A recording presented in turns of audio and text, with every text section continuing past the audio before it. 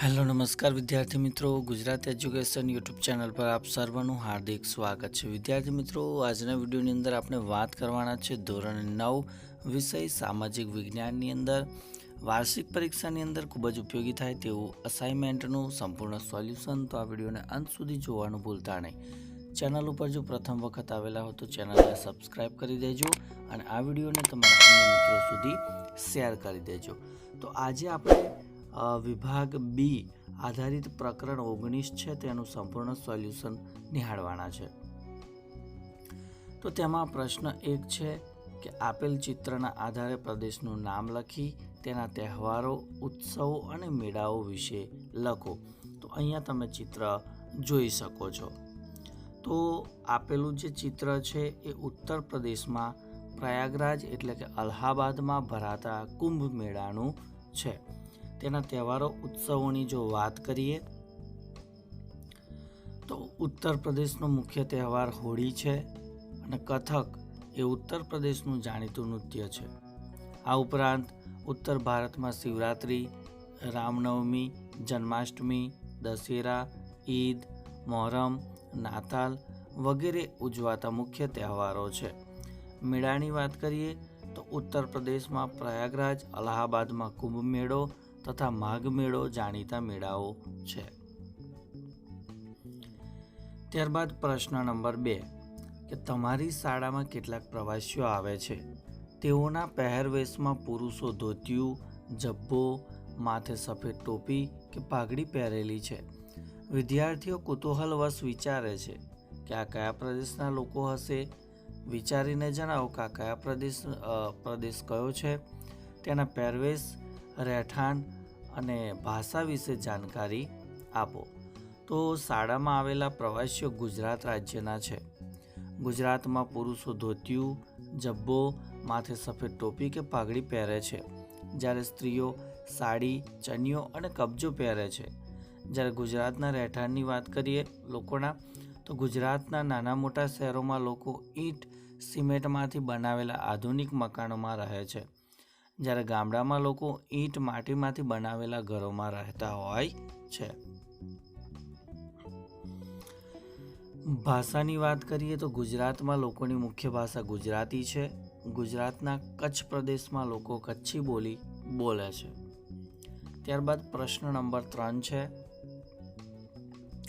કે આપેલ ચિત્ર કયા પ્રદેશનું છે, તેનો ખોરાક અને ભાષા વિશે લખવાનું છે। તો અહીંયા જે ચિત્ર આપેલું છે એ ચિત્ર રાજસ્થાનમાં ભરાતો પુષ્કર મેળાનું ચિત્ર છે।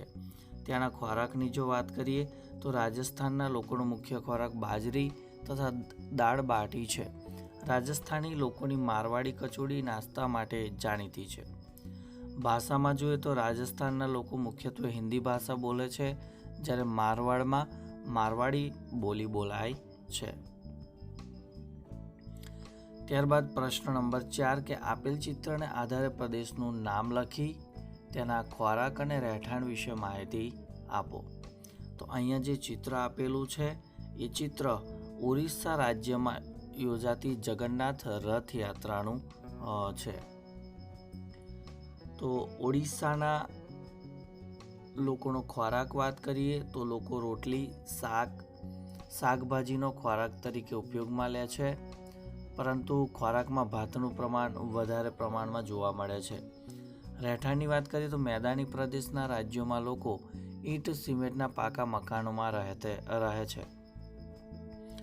પર્વતીય વિસ્તારમાં વસતા લોકોના ઘરોમાં લાકડા અને વાંસનો ઉપયોગ વિશેષ પ્રમાણમાં કરવામાં આવે છે। વધારે વરસાદવાળા પ્રદેશોમાં છાપરા વધારે ઢાળવાળા હોય છે। બંગાળમાં ઘરના પાછલા ભાગમાં પુકુર એટલે કે નાનકડું તળાવ પણ રાખવામાં આવતું હોય છે। ત્યારબાદ પ્રશ્ન 5 છે કે આપેલા ચિત્રના આધારે તે પ્રદેશની ભાષા અને તહેવારો અથવા ઉત્સવો વિશે લખવાનું છે। તો અહીંયા જે ચિત્ર આપેલું છે એ કથકલી નૃત્ય દર્શાવે છે અને આ કથકલી નૃત્ય એ કેરળનું જાણીતું નૃત્ય છે। કેરળની ભાષાની વાત કરીએ તો દક્ષિણ ભારતમાં બોલાતી ભાષા દ્રવિડ કુળની ભાષા તરીકે ઓળખાય છે અને કેરળમાં મલયાલમ ભાષા બોલાય છે। જ્યારે ત્યાંના તહેવારો, ઉત્સવોની વાત કરીએ તો ઓણમ, નાતાલ, ઈદ, શિવરાત્રિ એ કેરળમાં ઉજવાતા મુખ્ય તહેવારો છે. ત્યારબાદ પ્રશ્ન છઠ્ઠો છે કે નીલમે ડાકોરમાં આવેલા પ્રવાસીઓને આ પ્રમાણેના પોશાકમાં જોયા. તેમને સામાન્ય રીતે પુરુષોએ ધોતિયું, અંગરખું તથા રંગબેરંગી પાઘડી પહેરી છે તથા સ્ત્રીઓએ ઘેરવાળો ચણિયો, કબજો તથા ઓઢણી ઓઢી છે. તો વિચારીને કહો કે આ કયા રાજ્યના લોકો હશે. તેમના તહેવારો અને લોકનૃત્ય જણાવો. તો આ લોકો રાજસ્થાન રાજ્યના હશે. તેમના તહેવારોની વાત કરીએ તો રાજસ્થાનમાં હોળી તથા ગણગૌરનો તહેવાર ધામધૂમથી ઉજવવામાં આવે છે. ત્યારબાદ લોકનૃત્યની વાત કરીએ તો રાજસ્થાનના ઘુમ્મર, કચ્છી ઘોડી, કાલબેલિયા જેવા લોકનૃત્ય ખૂબ જ જાણીતા છે. પ્રશ્ન 7મો છે કે રાજસ્થાનના બાળકો સ્ટેચ્યુ ઓફ યુનિટીના પ્રવાસે આવ્યા હતા. તેઓએ બગીચામાં નાસ્તો કરતા કેટલાક લોકોને જોયા. તેમના નાસ્તાના ડબ્બામાં ગાંઠિયા, થેપલા, સુખડી હતી. તો તે કયા રાજ્યના લોકો હશે તે વિચારીને કહો. તો આ લોકો ગુજરાત રાજ્યના હશે. ત્યારબાદ પ્રશ્ન નંબર 8 કે તમારી શાળામાં એક નવા શિક્ષિકા બેન આવ્યા અને તે રિસેસમાં ફોન પર મરાઠી ભાષામાં વાત કરતા હતા. તો તમે વિચારીને જણાવો કે તે કયા રાજ્યમાંથી આવ્યા હશે.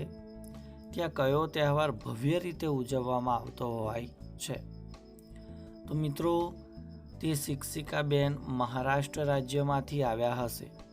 અને મહારાષ્ટ્ર રાજ્યના તહેવારની વાત કરીએ તો મહારાષ્ટ્રમાં ગણેશ ચતુર્થીનો તહેવાર ભવ્ય રીતે ઉજવવામાં આવે છે. તો વિદ્યાર્થી મિત્રો, આ હતું ધોરણ 9 વિષય સામાજિક વિજ્ઞાનની અંદર